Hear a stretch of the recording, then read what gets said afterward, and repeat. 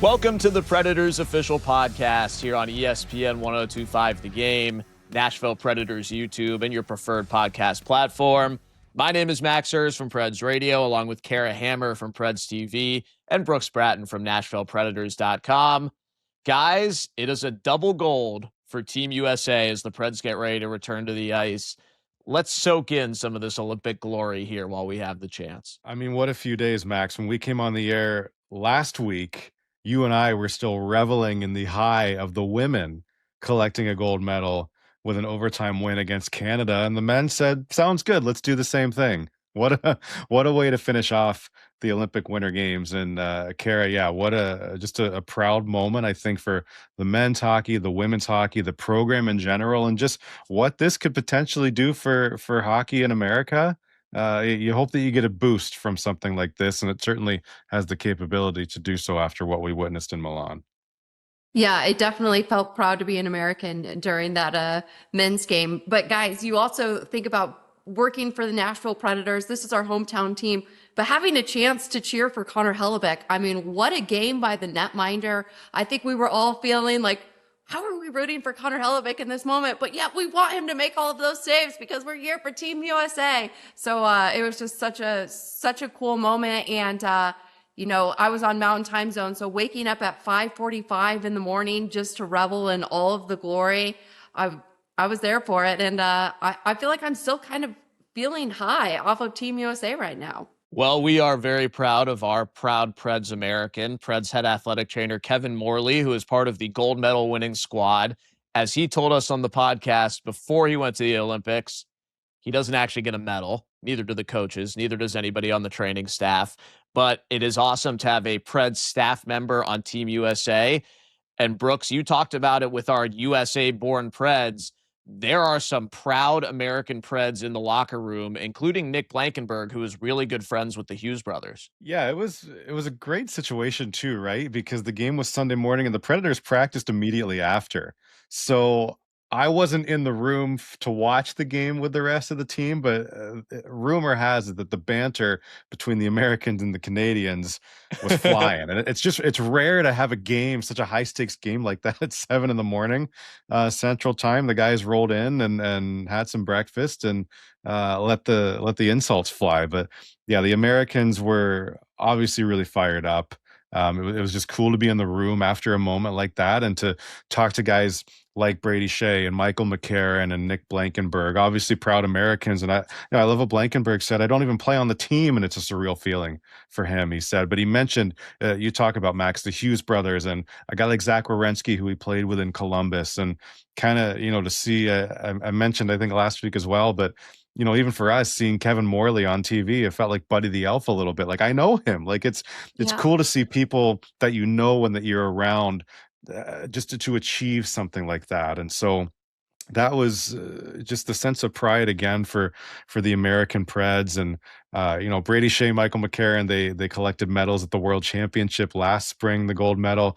McCarron was like, I think the Olympics is a little bit of a different animal, maybe a little more excitement there. But yeah, that was the theme again, just pride. And then what does this potentially do for the game in this country, guys? I think the one image that kind of stands out to me, off of the ice at least, was I saw a clip of people watching the game on an airplane, and every seat back with a television on it had the game on, and everybody cheered when Jack Hughes scored the winner. And I don't know about you, but I've never seen an airplane full of people watching the same hockey game.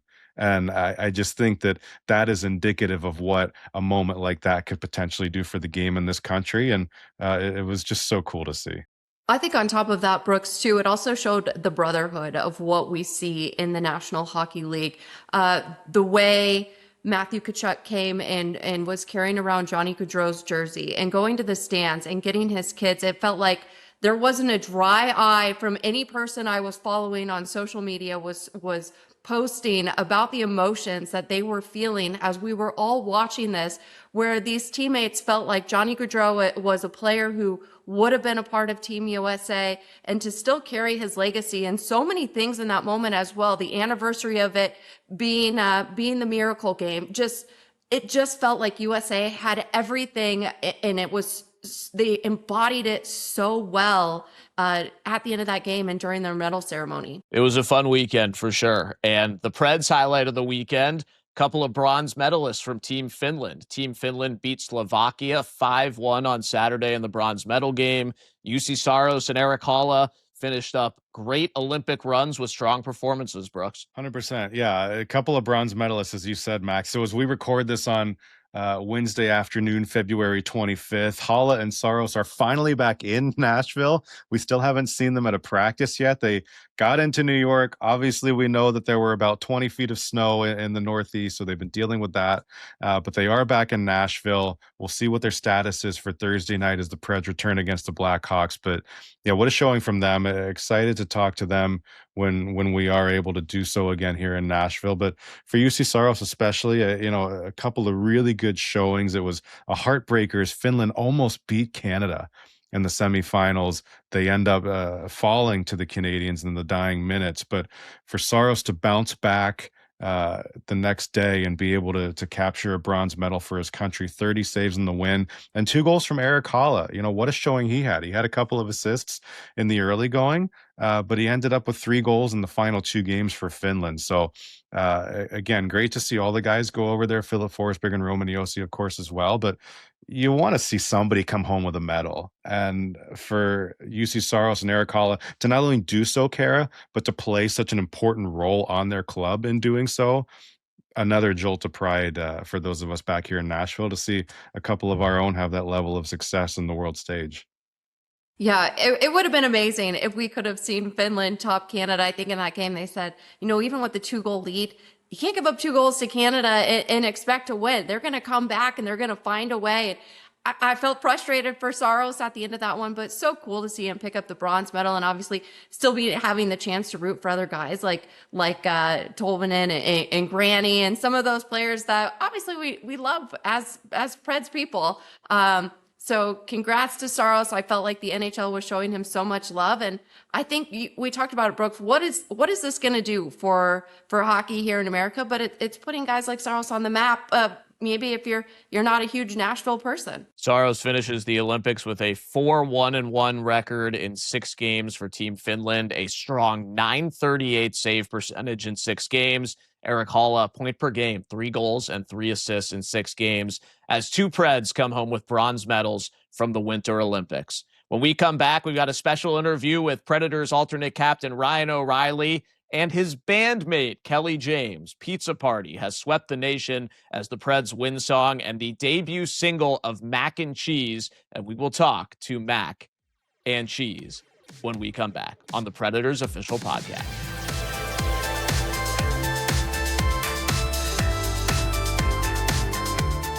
Welcome back to the Predators Official Podcast here on ESPN 102.5 The Game, streaming on Predators YouTube and a whole slew of other spots. Brooks Bratten of NashvillePredators.com back with you. And for the second week in a row, 2 interview guests at one time. One gentleman you may recognize, Predators centerman Ryan O'Reilly.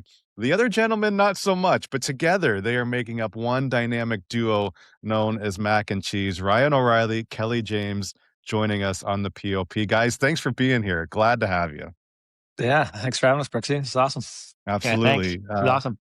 For sure. This will be a fun one. So I think people may have gotten the gist of what's going on so far with some of your music that's out already. But Ryan, you've had a lot of titles: NHL centerman, alternate captain, Conn Smythe winner, Stanley Cup champion. But now you're one half of a children's music duo. How on earth does that come to be?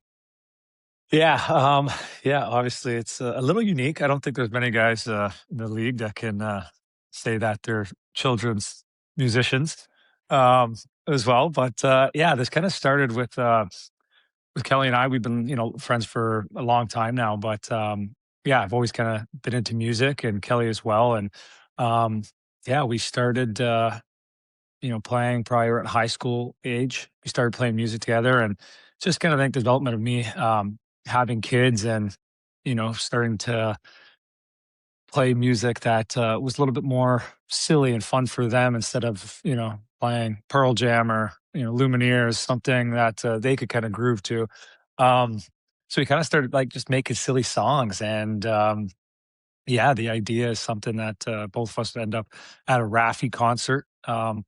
And had this idea that we never really thought it'd be us, but just of these two characters named Mac and Cheese that, are children's music. And then, as I think we got better at guitar and started to make more songs, um, my wife was just thought, hey, why don't you guys record them? And we're, being in Nashville, like, why don't we? It'd be kind of hilarious for, our friends and family just to be able to hear our voices and hopefully get songs stuck in their heads. But yeah, we wanted to make, my kids laugh, and that was the whole goal. And we thought, well, let's make our friends' kids laugh and hopefully their parents laugh. And we just kept getting more people involved in the idea. And it just it took a while to obviously get this whole thing off the ground and running. But yeah, started as a fun little joke for our friends, and it just kind of kept getting traction. And now we got a full album, and we got, as you can see, we got the whole Preds behind us, the NHL, and it's been a hilarious but fun process.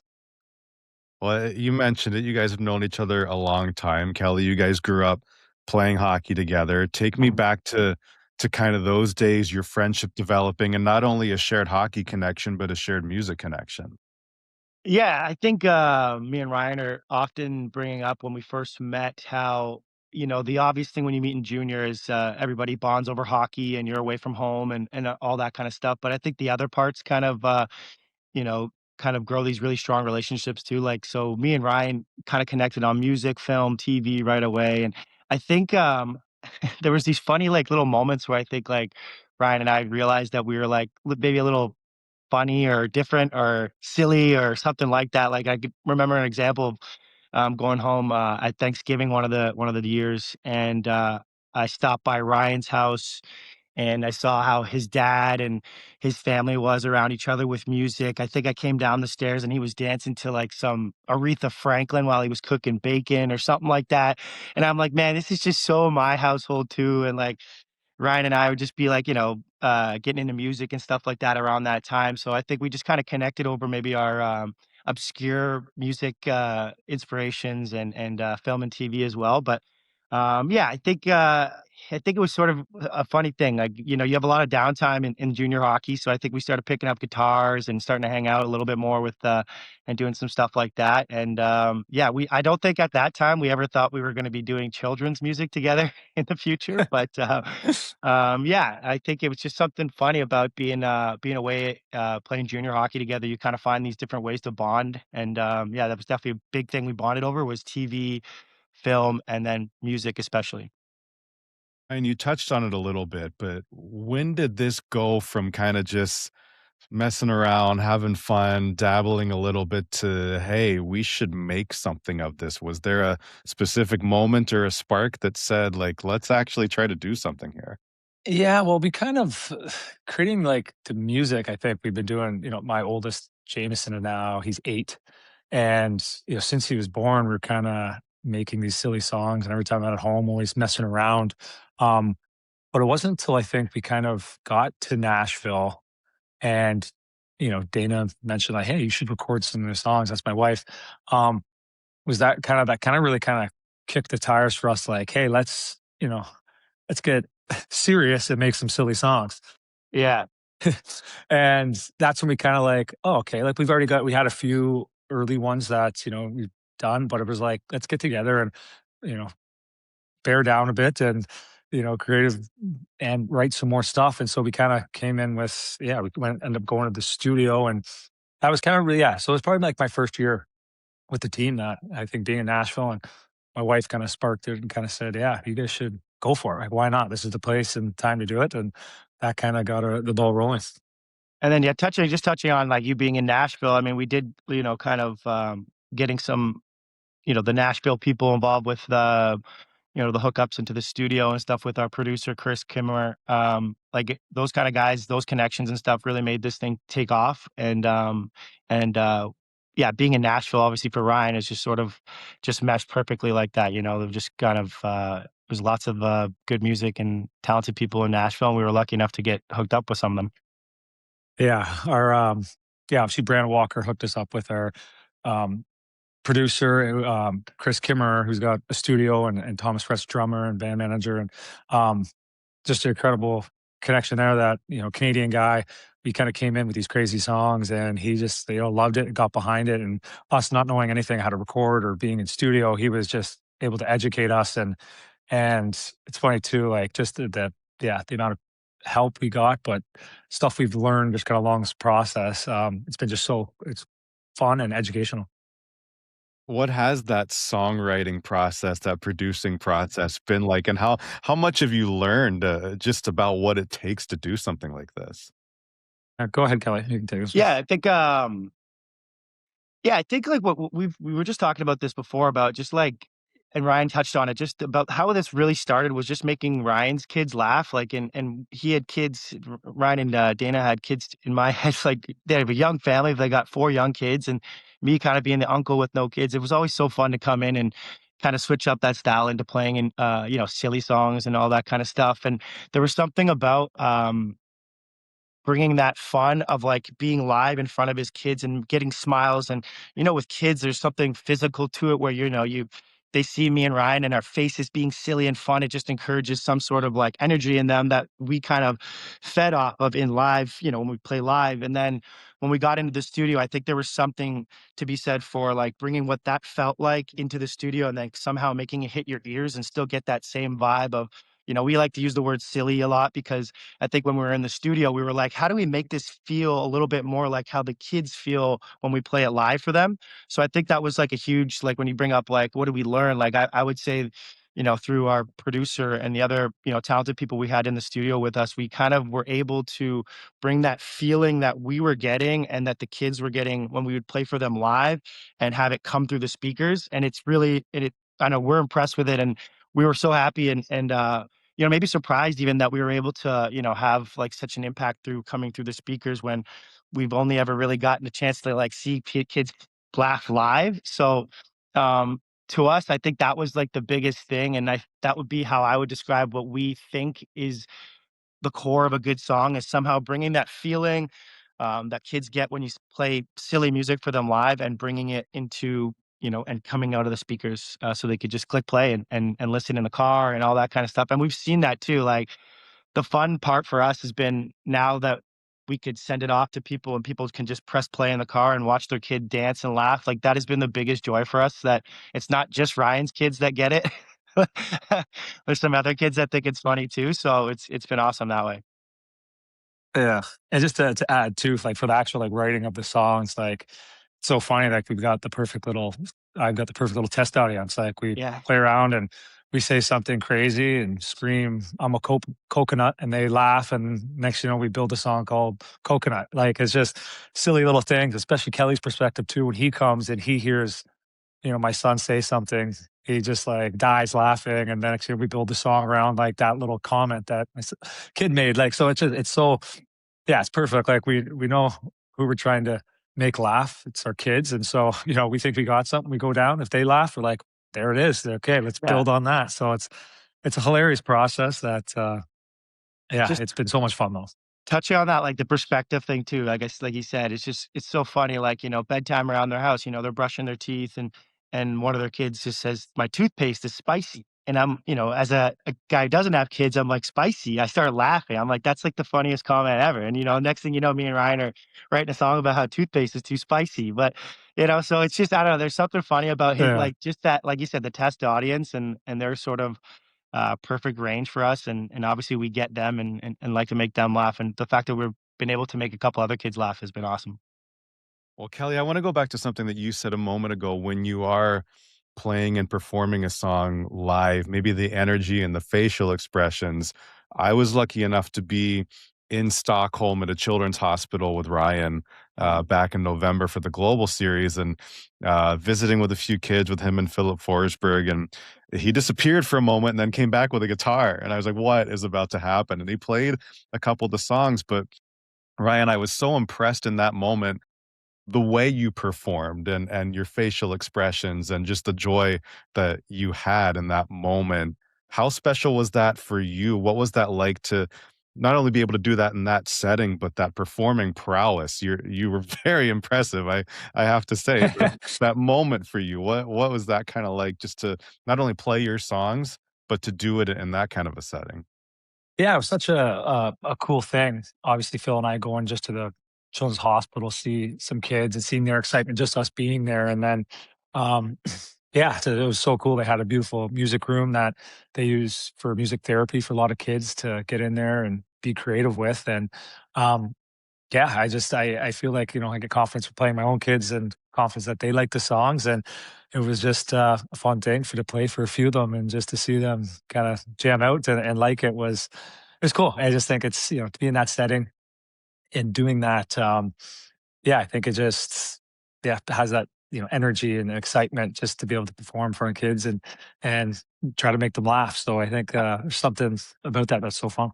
I think that's been the core of, like, the whole thing too, and, like, you're right, Ryan, Ryan is impressive and stuff with playing and all that, and it's just, like, fun for us though, like, to bring that, like, joy to, like, kids and stuff like that. I feel like that's, I think there's something cool about, like, hockey being a very, like, tough sport and things like that, and you see guys with their missing teeth and they, that kind of thing, and they come in and they have such like a big heart, and they could be silly and break down those walls a little bit, and that just really shows, I think, to kids that you don't have to be just one way, and that kind of thing. And I think there's something special about guys like Ryan, and not just Ryan but other guys in the NHL and on the Predators that are really just wanna see that and, like, wanna have kids just, like, smile, and, there's something super special about the power that these guys have over, making someone's day, and I know all the guys on the Predators, as I've seen them do it, and, the fact that Ryan's able to, like, do it with guitar, I know that's just, like, a bonus, like, like, it's just as fun for us, or fun for Ryan to be able to play and do that kinda thing. Talking with Ryan O'Reilly and Kelly James here on the Preds Official Podcast, better known as the children's duo Mac and Cheese. We all love Mac and Cheese, the food, but where does the name come from? Well, I think when we originally had this idea, so it's kinda I think it came after we saw Raffi that in that Raffi concert. We were just kinda talking about a duo and, originally we got this whole other element too, like a TV show side that was kind of the original spark of Mac and Cheese, but, I think when we were discussing it, it was, well, what's something that, children love? Well, my kids eat a ton of it and, mac and cheese, most kids love it and we still love it. And we thought it'd be hilarious. Two characters named Mac and Cheese. So that was kind of, I think that was pretty early, right, Kelly, where we kind of like that name was kind of like set. Yeah, like, I think there must have been there was a week or something where things just kept coming out of our mouth, like, we're like, "Yep, that's it. Yep, that's it. Yep, that's it." And I think like you said, it had to have been around that Raffi concert where we were starting to talk about it because we even kind of, I think, went off on this idea of, like, a TV show idea before we thought of ourselves being these 2 people. But then, yeah, like you said, I think we might have even had some mac and cheese sitting around the table because like you said, your kids are just they got it around all the time, I'd been like, "That's perfect," and, yeah, it just sorta stuck, and then the characters kinda came from it as well with, like, the cheese character head and the noodle character head, um, so, yeah, there was something special. I think we knew right away once whoever first said it, I don't know, it just stuck, and it's been awesome. Well, we've heard a couple of the songs so far. Pizza Party, for one, is a jam. I would encourage anyone who hasn't heard it yet to go look it up and listen, play it for your kids, play it for yourself because it will get caught in your head and it's a very good thing. But I want to know, Ryan, what did you think when you heard Pizza Party being played in the locker room following a win for the first time this season? What was that moment like, and what have your teammates thought of this? It was hilarious. I think, we originally, I think, yeah, we dropped, it was while we were over in Sweden. That was when we kinda did, like, I guess, soft release of Pizza Party, and, the boys kinda knew, and so the boys were all listening to it, like, on the bus on the way to the game and stuff like that, like, "Oh, we win tonight, that's our win song," and I thought, they're kinda joking around, but sure enough, we find a way to squeak out a win and walk into the room, and the boys are all rocking out, singing Pizza Party, and been a win song since. It's just hilarious, like, it's one thing to play in the NHL and stuff like that, but when yeah, I never thought in a million years, I'd be in there, the boys rocking out to one of my children's songs as their win song. Like it's just crazy how things unfold and hilarious. But yeah, it's yeah, the feedback from it. Obviously, we had a Preds event the other day, a meet the team event, and all the fans too that have come up and mentioned something, how they enjoyed it, and obviously the players on the team supporting it. It's just cool to see everyone kind of behind it, helping out, especially the hockey world. It's awesome, all the support. Do you guys have I gotta favorite say songs? too, Go ahead, from Kelly. my perspective too, I think, I mean, there's something very cool to me that some hockey team, I know it's it's Ryan's hockey team that chose to make it their win song, but as just as somebody who doesn't play in the NHL, I gotta be honest, that's one of the coolest things ever that they're playing our song as the win song. Like I need to like get my ear on that and just be like, see that the smiles, because all the guys, like like you said at that event, I was there too, and all the boys come up and they just love. I love seeing that support from those guys too. It's just like I don't know, it just like adds to it. There's something really cool, and they all get it, and I know they all play for their kids and stuff. But the fact that they're using it as their win song and then jamming out to it is so funny, because I know it's like to win and just be like, hit that song, and then the fact that it's pizza party is that there's something so funny about that. And I know just like the coaches, I'm sure they go home and they're like, what is this song in my head? You know what I mean? And honestly, that's sort of been funny. One of like the goals we've had is to be annoying to our friends and families, like parents and stuff, to be like, man, why do I keep hearing my kids singing your song? Why do they keep asking to hear your guys' voice? So that part is pretty awesome to me. Yeah, no, it was hilarious yesterday. I'm just getting changed in the stall, and then I hear from the showers. There's like a bunch of guys in there. All I hear is the "I'll make cocoa," and that all trying to do the voice. As I'm getting say, I started dying laughing. A bunch of them were screaming it in the shower. I was like, oh gosh, it's hilarious. Well, knowing we were doing this interview this morning, I'm not gonna lie, I've been walking around singing Pizza Party all morning, so it gets the people going, that's for sure. Yeah, yeah. Do you guys have a favorite song from the album? When we were making the album, we started out in the studio. I feel like there was that little bit of, touch and go of trying to figure out what we were trying to do, and we kind of got there. And then once we started, developing the songs and getting each song like finished and sort of getting the vibe of each song down, it was hard not to love each new one that we did as like the new favorite. But I will admit that because we grew up as huge City and Color, Dallas Green, Alexis on Fire fans, the coolest thing I think, I mean, I could die a happy man. The fact that I could say I'm on a song with City and Color, but the fact that it's also a song called Bye Bye Bye Mr. Pooh, there's something so funny that we got a friend of ours, Dallas Green, to sing on a song like that. And so I would say maybe that's my favorite, but they're all so good. And like we have a lot of good features and other good artists that we got on there that really make some of our songs like really special and different. And I'm so proud of like all of them. But yeah, I think there's something really cool that I don't know how he did it. I know Ryan's real good friends, and we're friends with Dallas, but that has got to be one of the coolest things ever that we got him on a song.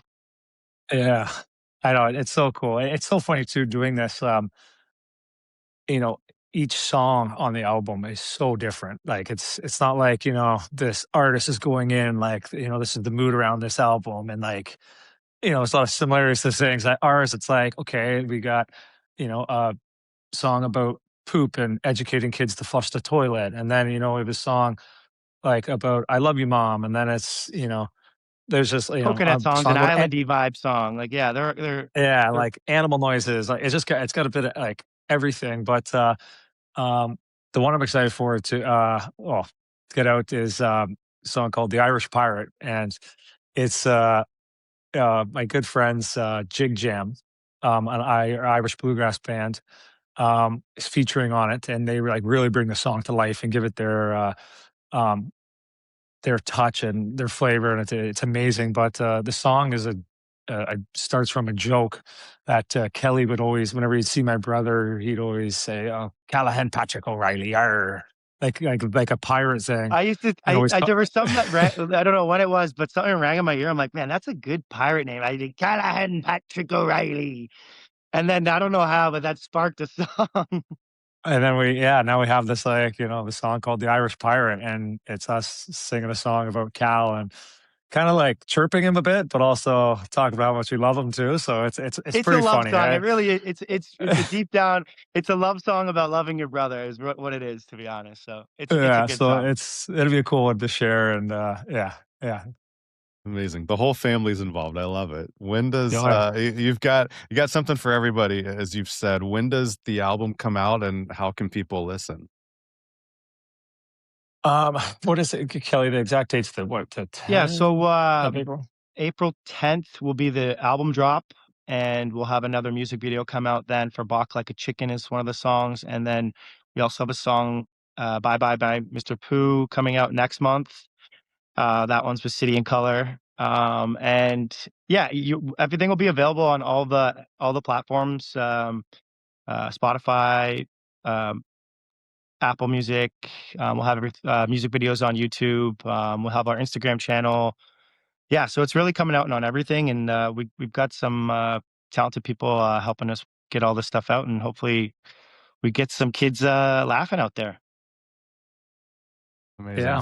Well, guys, thanks for doing this. It's again, Pizza Party is out, Coconut is out, and even as an adult without any kids, I'm telling the people in my lives with kids, hey, you got to listen to this. If I'm enjoying it, I know the kids are going to love it. But Yeah. thanks for doing this. Thanks for bringing joy to people as well. This is an amazing project, and it's really awesome to get to hear more insight into it.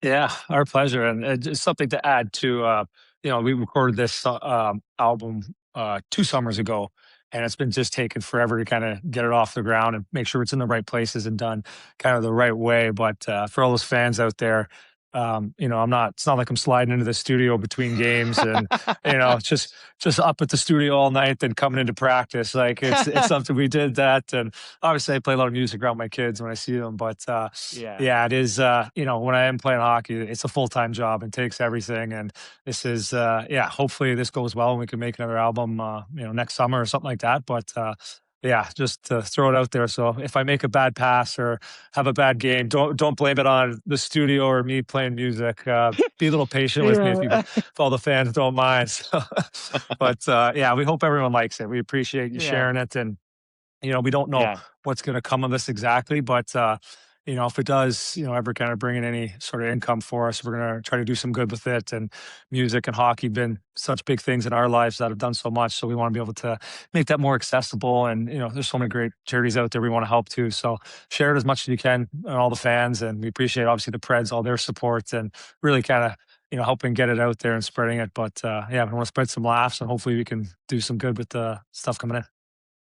Yeah. I like also too, just from my side of it, I appreciate I've been around Nashville and stuff. And like you said, been at these couple fan events, and there's been just such good support from the Predators fans and fan base out there. And I love being out there, and there's just such a good community of hockey fans and music fans that I think this is just such a good project that, especially out there in Nashville, people are just going to love it. And I hope they get a good laugh out of it, and see a silly side of a hockey player who plays a pretty intense sport. You know what I mean? So, but yeah. Really happy to get it out there. Amazing. Well, whether you've got a stick in your hands or a guitar in your hands, you guys know what you're doing. So thank you for thank you for doing what you do. And Somewhat. These songs are pretty simple. well, but guys, thanks so much. We appreciate the time, and best of luck on the ice and off the ice with this. Thanks again for doing this. Yeah, our pleasure. Thank you. Thanks, Ryan guys. O'Reilly and Kelly James. They are Mac N Cheeze. You can hear the album, as they said, everywhere albums are found. And we will be back in just a moment on the Preds Official Podcast here on ESPN 1025 The Game and Predators YouTube.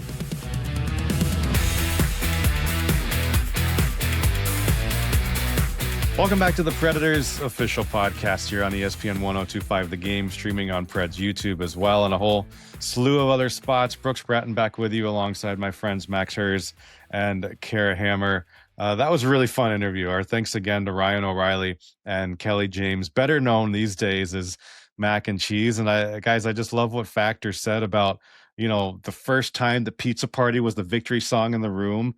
He thought the guys were kind of joking. Yeah, all right, you like the song, whatever. And then they get the win in Stockholm in the first game, and he walks in. He's like, I can't believe they're playing Pizza Party. But it's an earworm. I mean, I think we've all had it stuck in our heads at some point or another in the last few months. That's exactly right, Brooks. And, I feel like it was coming down to the end of the third period, and we would start to hear it playing in the arena. And I've been down in the hallway before where it's been a tight game, and David Good, the strength coach, Goody's been out there saying, turn off the song. Turn off the song. We don't need to jinx it. This is the winning song. We're going to play it if they pull out the win. But you talk about Pizza Party. It's a great hit, and I know Remy loves it. So, hey, we got a fan over here. I'm going to offer the first ever Mac and Cheese related hot take here on the podcast. I think Coconut is the new hit. I think it's better than Pizza Party. I'm going to say it. Well, whether you like Pizza Party or Coconut, maybe you'll prefer Mr. Pooh, which is the next single to come out very soon. The whole album comes out April 10th again, and congrats again to Factor and Kelly James there for putting together an album that is kid approved and NHL player approved. Not an easy feat, but they've gotten it done. Hey, guys, someone else that we're excited to see, a familiar face, but one that has not been up here, at least in an NHL game this season. Zach Leroux was recalled from Milwaukee on Sunday, as well as Matthew Wood, who went down during the Olympic break. But we haven't seen Leroux play a game here in Nashville this season. He was back up here in November. Of course, he didn't make the team out of camp. He goes down to the Admirals, comes up in November, but suffers an injury, goes right back down with the ads. But all he did down there was average a point per game, 14 goals, 14 helpers in 28 games to go along with 65 penalty minutes, a little bit of everything. We know he has that in his game. But Max, this is exciting for Zach Leroux to not only be back up here, but you can just tell the mindset that he has to, okay, you know, I got a taste of it last season, maybe more than a taste, you could say, but now he's out to prove that he can once again be a full-time NHLer. Yeah, and I think he expected his season debut to come sooner than late February here in year number 2 in the NHL. So he wants to make up for lost time, and he proves in Milwaukee over the last few months since that injury everything that he's capable of as a pro player. So the challenge now will be to bring it to the NHL level. And look, our fans know what Zach Leroux can bring. There are a lot of Zach Leroux fans in Nashville for a reason, and we knew his time would come down the stretch this season, and it's going to come right out of the Olympic break here, we hope. How exciting is this time going to be, guys, when we get back into the swing of things? As we record here on Wednesday the 25th, the guys are back on home ice on Thursday night, but it feels like they have a chance. They're in the playoff hunt, only a few points back. I mean, this is going to be some wild hockey, so saddle up and brace yourselves. Well, and I love what Leroux said in that regard the other day. I had a chance to sit down and speak with him, and he just said that he's gotten his confidence back, his swagger back. He never completely lost it. But Andrew Burnett mentioned hopefully Leroux can be a bit of a spark plug for us. We've heard the guys talk over the last week or so over these practices that they know that there is no time to ease into these games. They need to be ready to go right from the start at a very high level. And we've seen that in these practices. They've been fast, they've been high tempo, a lot of energy. So just trying to get as close as you possibly can to that game feel after having 3 weeks off. But I love what Zach Leroux said. He said, whenever I have that chance, I'm going to go in with confidence, with swagger, and just don't lose that. He says, that's what I'm going to try to remind myself every night. So maybe sometimes you need a little bit of somebody to drag you back into the fight. Zach Leroux certainly has the ability to do that. And as you said, Kara, we're right back into it, right? Only 5 games before the deadline: Chicago, Dallas, Detroit, Columbus, and Boston. It starts Thursday night against the Blackhawks. And Max, the Preds don't have any time to waste, right? They need these points, 4 points out of a wild card spot right now. And again, only 5 games until the deadline. Well, you got your rest coming off the Olympic break. Now it is time for a ton of Preds hockey. 25 games to go, and I got to know, I think I may have heard it. Is Leroux coming up? Is he playing with a white stick? Do we have confirmation? Is this just a rumor that I heard? You maybe a little bit more than a rumor. Yeah, well, we saw Fedor Svechkov playing with a white stick earlier this season. Zach's got a little bit of a swagger. He's got a little bit of the tinted visor, and maybe a white stick. We'll see what he uses on Thursday night. But it's great to have him back up here, right? Like, we know what his energy is like. It's infectious, and he gets the guys going. And they call him Happy for a reason. He's got a big old smile, and he was a little bit tired after getting recalled early on Sunday morning. But he's like, I'd rather be running on fumes in the NHL than taking a nap in the American Hockey League. So we'll look forward to the game on Thursday. And then, oh, by the way, on Friday, when the Predators fly to Dallas in advance of playing the Stars on Saturday night, the moms will be on the plane. Woo-hoo. Very Ooh, go excited. Moms. The second overall mom's trip in Predators history. It's usually the dads. But Kara, you're a mom. How much does it mean to have the moms on the trip? What do you think about that this time around? Oh my gosh, I'm so excited. I think, we kind of had this conversation of who's going to be the mom now, because you always used to be Roz, which is Ryan Johansson's mother, who we absolutely adored, fan of the podcast. But I'm excited to have the moms here. I think, I wonder, are the guys going to play better with the moms in the house? You don't want to play bad in front of your mom, right? I loved No. on Wednesday, I talked to a couple of the guys after practice, and Steven Stamkos has done a lot of things in his career, but he's never had a mom's trip. And that was kind of the sentiment with him. And Luke Evangelista mentioned it as well, that the moms are kind of getting sick of the dads going every year. So Yeah. the moms are fired up. I can tell you that much from what I heard on Wednesday. And we know it's the moms that are doing the driving to and from practice. I mean, looking back this season opener, when we had Brady Martin up, how much did we talk about what his mom meant to his journey to making it to the NHL? So shout out to the moms putting in all those miles, making sure the kids have their skates at practice. I'm excited for this trip. Well, and I loved what Steven Stamkos said today as well, just talking about his mom, being there as he was growing up, and you drive to practices and to tournaments. And he's like, yeah, he said, it'd be nice to have the moms, because the dads, there's always a little more constructive criticism after a game, and the moms are more like, I love you. You did so well. I'm so proud of you. So it's good to get a little bit of that vibe going. But yeah, Max, a lot of these moms have never been, like Roman Yossi's mom, UC Saros. There are very few guys that were around the last time that this happened. So as you kind of mentioned, like Roz Peach was the star, Ryan Johansson's mom before. I can't wait to see who is going to emerge as the breakout star of the mom's trip this time around. And Brooks will be our number one dispatch from Dallas with the moms in tow on Saturday night. So that's going to be a lot of fun. Your mom correspondent ready to be thrown into duty here. So we're looking forward to that. And we'll have all kinds of great coverage on Preds Social over the next few days with the moms in tow as the Preds look for more points in the standings. It's almost time to go, but not quite yet. We'll be back in just a moment to wrap things up with the Biggie Awesome Person of the Week. You are listening to and watching the Predators Official Podcast.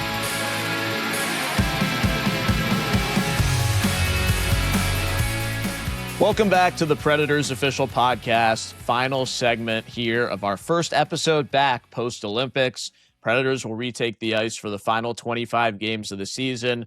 It's time to give out our Biggie Awesome Person of the Week in memory of our friend Aaron Donick. And this week it is going to Predators goalie Justus Annunen, who is wearing a custom mask designed by pediatric cancer patients from Monroe Carroll Jr. Children's Hospital at Vanderbilt for the Hockey Fights Cancer game, where we tackle pediatric cancer, the first game back from the Olympics. Big Juice has been wearing this goalie mask in practice. We've been seeing it on display in his locker. And Kara, it is a thing of beauty with logos hand-drawn by childhood cancer fighters. Oh, I think it's the coolest. How much do we love the masks that represent something? So shout out to Big Juice on this one. Well, and we've seen both of our goalies now this season. You'll remember UC Saros back in November sporting the mask with the namesake of the Big E, Aaron Donick and Sheila Crisp, Lexi Rogers, Craig Baugh. A beautiful tribute that time around. And yeah, Justus Annunen, and it's such a cool mask too. I love on the right side of it, the drawing of the tiger. If anybody hasn't seen it yet, we'll hopefully have some photos here on this episode, but it's on Preds social media as well. And we expect Annunen to wear it at least on Thursday when the Preds face the Blackhawks, and then potentially maybe a little bit more after that. But you're going to be able to bid on this mask as well too, Max. Text Annunen to 76278. That's the same line you can text for Preds auctions by texting Preds. But if you text Annunen, Annunen, to 76278, you can go straight to the bidding for this item. So I was told we raised about $5,000 with UC Saros's mask at the first Hockey Fights Cancer Night back in November. Part of a massive total from that night, and we want to top it. And this is another special mask and memento for all our Preds fans, goalie fans, everybody out there. So certainly worthy of our Big E Awesome Person of the Week. Big E goes to Big J. So thanks to Big Juice Justus Annunen for the creativity and for letting our childhood cancer fighters at Monroe Carroll Jr. Children's Hospital at Vanderbilt design this awesome, one-of-a-kind piece of hockey equipment. That's all the time we got for today. Thanks to Ryan O'Reilly and Kelly James for joining us, and thanks to you for listening to the POP. We will finally see you back at Bridgestone Arena this week. For Brooks Bratten and Kara Hammer, I'm Max Herz. Thanks so much for listening to the Predators Official Podcast on ESPN 1025 The Game.